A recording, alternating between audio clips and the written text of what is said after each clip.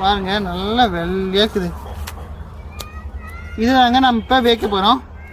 இதே மாதிரி எங்கள் இருக்கிற கிழங்கு எல்லாத்தையும் நல்லா உரிச்சிட்டோம்னா வேக்க ஆரம்பிச்சிடலாங்க. ஆஹா சூப்பர், இது ரொம்ப சீக்கிரமாக வந்துச்சுங்க. நெக்ஸ்ட் அடுத்து இது